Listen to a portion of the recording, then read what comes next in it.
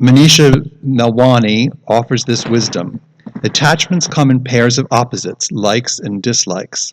The dashing towards what we like and recoiling from what we dislike creates desires, cravings, and agitations in the mind that take away our space, our peace.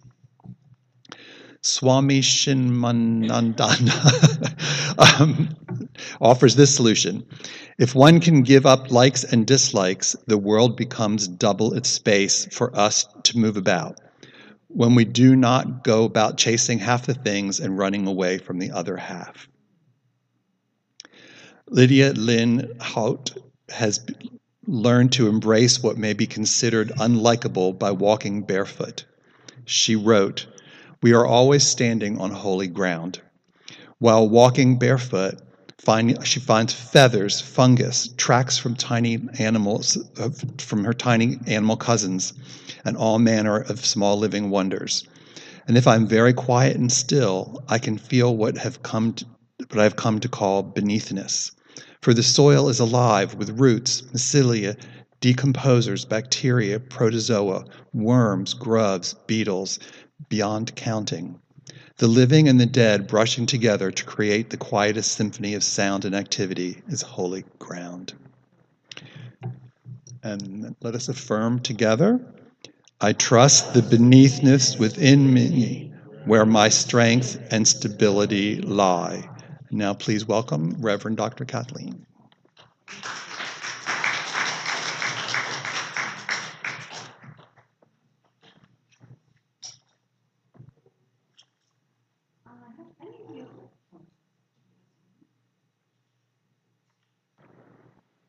Have any of you heard of the new Buddhist vacuum cleaner?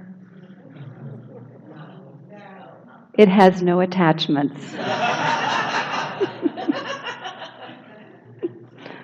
So this okay, well, that's a good one. That was a good one. Lovely. So Dan didn't even know I was going to say that, because I always try things out on him usually ahead of time. So this month, as you can see, is about letting go of attachments, and the attachments that come from our categorizing things as things we like and things that we don't like. I loved that one quote that reminded us that as we expand and embrace more of what is going on in this life, we open ourselves to greater opportunities to live in a state of awe and wonder, to live in a state of joy and peace and all of those divine qualities that we all seek to cultivate within ourselves. So this month then is about understanding that all that's going on here is one life, one source, one presence, one power in a myriad of different expressions, and that we have the capacity to shift our perspective from saying, "I don't like that," to just understanding, well, this is what I prefer.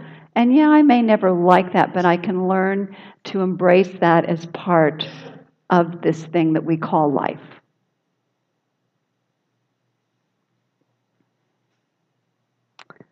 So take a moment now and think about something that you tend to find unlikable, that you tend to avoid. It can be a person, it can be a place, it can be a type of organism, whatever it is. Think of something you tend to recoil from or avoid. Just take a moment.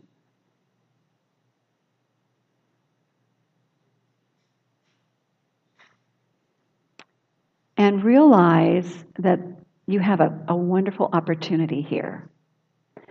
In Buddhism, they say that never let a crisis or uncomfortable emotion go to waste.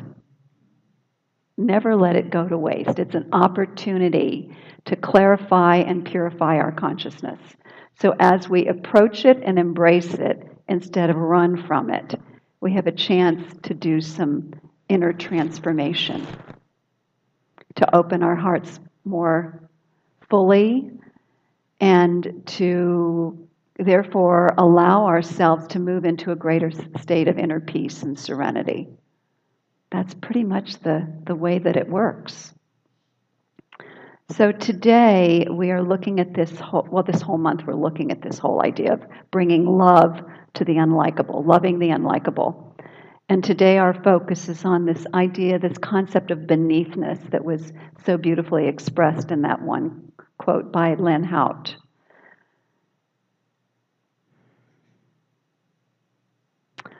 I was just thinking about how this idea of having bare feet on ground, walking barefoot, translates in our own consciousness. And so that's what we're going to be doing. We're going to be walking through, first of all, nature, learning to embrace all the aspects of nature, and then understanding how that is a beautiful metaphor for our own consciousness, the vastness and all of the intricacies in our own consciousness.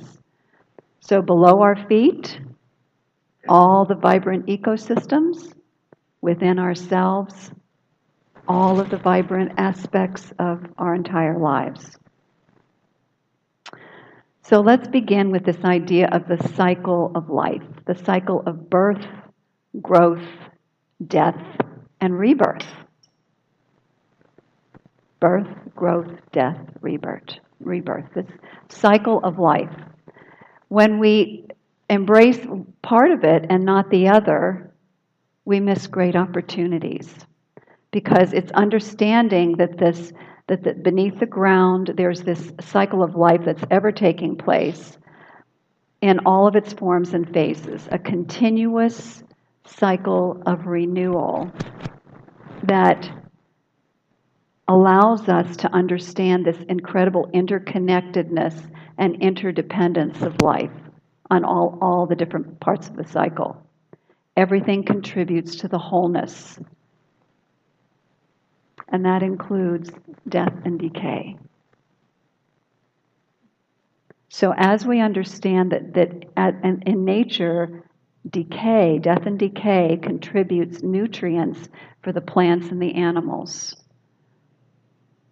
When we begin to widen our perspective and understand how all of this works together, it allows us to let go of our recoiling and our inner disturbances that so affect our state of inner peace.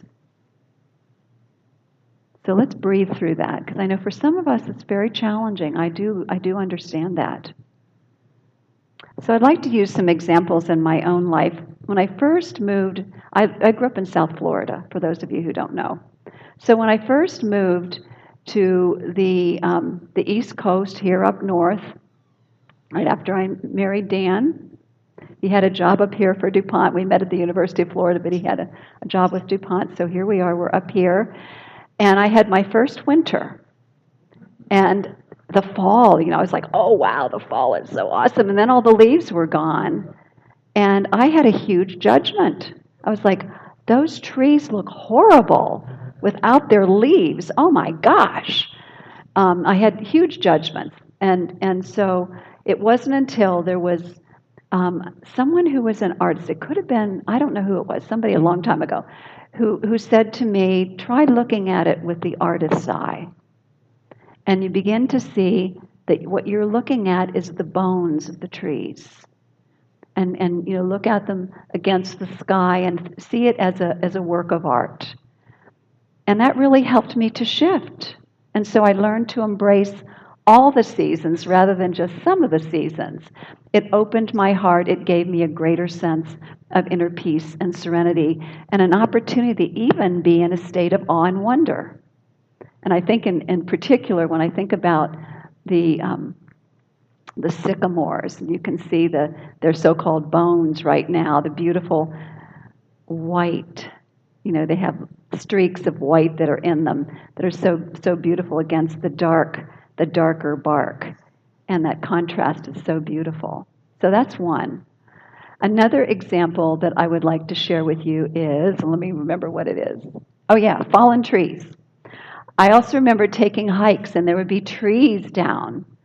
And I go, wow, why doesn't somebody clean up all these trees and make this look neater here? And then I learned that those fallen trees are homes for insects that feed the birds. They're homes for animals that use them for their nests and for their young. So again, my heart is opened and expanded as I realize that even fallen trees, I mean, when I take my walks, I now see fallen trees in a very different way than I used to. I see them as something that's really an essential part of nature. And it's also a place for mushrooms, too, seeing those beautiful mushrooms that tend to grow to break them down. So opening our hearts to the unlikable, understanding that full cycle of birth, growth, death, and rebirth as part of the whole and essential to the whole. So then now we turn to the understanding that if we can apply the same principle to what goes on in our inner world, we can begin to expand our hearts around all the different emotions, thoughts and emotions and things that take place, our history, our experiences, that whole entire multitude of the contents of our inner world as that which makes us whole, the wholeness and the fullness of who we are, the uniqueness, just the unique way that we show up on the planet. So that foundation of the soil is and the foundation of our inner world provides an opportunity for us to more fully participate in all aspects of what's going on in life. And so that doesn't mean that we can't be like the gardeners and do a little pruning or a little removing rocks and debris. I mean, there is that inner work that is part of it. What the difference is, though, is that the way we approach it, and I love the Tibetan Buddhists. They have something that they call the Lojong teachings. This was in the Science of Mind magazine this month. And they consider that these Lojong teachings are a direct path to adversity. And they have a saying that goes like this: never let a crisis go to waste. Never let a crisis go to waste. And I could say never let a negative emotion go to waste. It's an opportunity for us to do some deep inner work, to clear the path, create more fertile soil within us to experience our lives in a more lively and vibrant way, to live more in a state of those beautiful qualities of the divine, awe and wonder. So they have like a 5-step approach. And the first is to turn toward what we avoid. So that's what we did just a little while ago. Turn toward what you avoid. What is it that you avoid? Person, memory, etc. Breathing into it. This reminds me of the busting loose process too. Breathing into it and seeing it not as an enemy, but as an opportunity for growth. And so then I can extend compassion to myself, compassion to that other being, realizing that yes, this too is the divine showing up in whatever form and whatever the behavior is that's going on. And the truth is when we bring love and compassion to that being or to that situation, it shifts.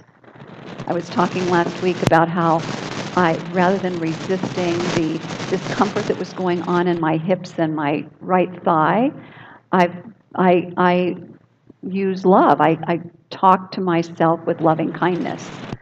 And I bring love to that situation. How that, once I started doing that, everything started relaxing and healing.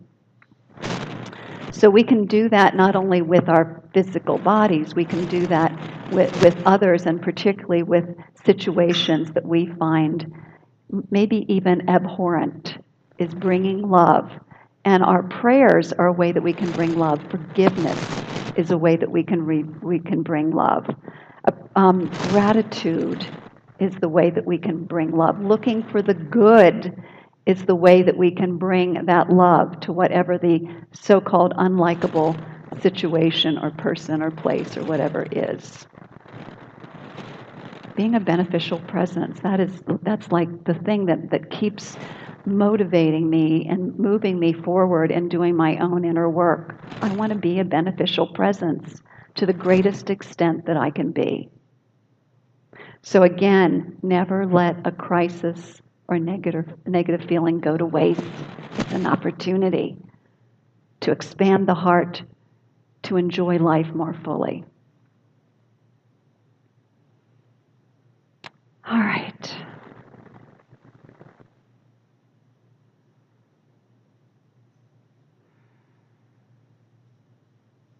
I think what I'm feeling called to do right now is just to give us an opportunity.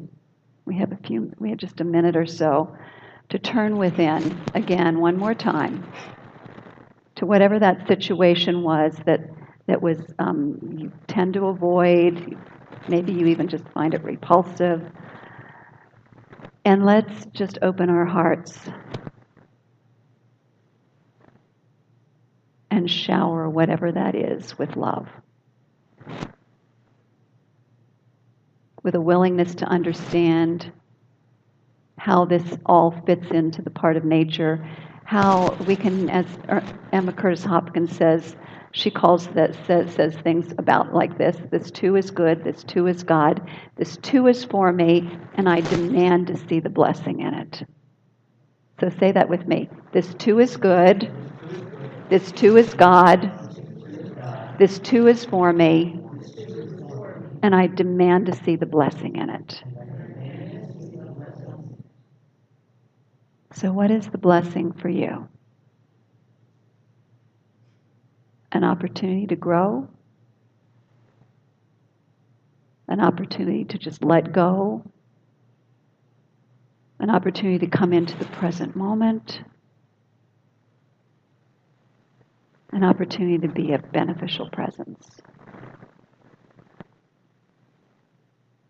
So I give my thanks for this beautiful opportunity to deepen into our inner world, beneathness, to embrace our history, our experiences, our memories, as all fertile ground in which we can continue to cultivate, to remove that which does not serve, to let go of, reclaim our power from beliefs that have not served us, and to live more fully in that high state of faith and trust, peace and joy,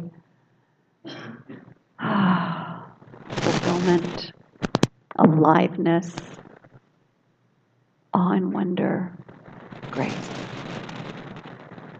Give my thanks for these wonderful opportunities to bring love to even that which is challenging. So I release this word now to the action of universal law.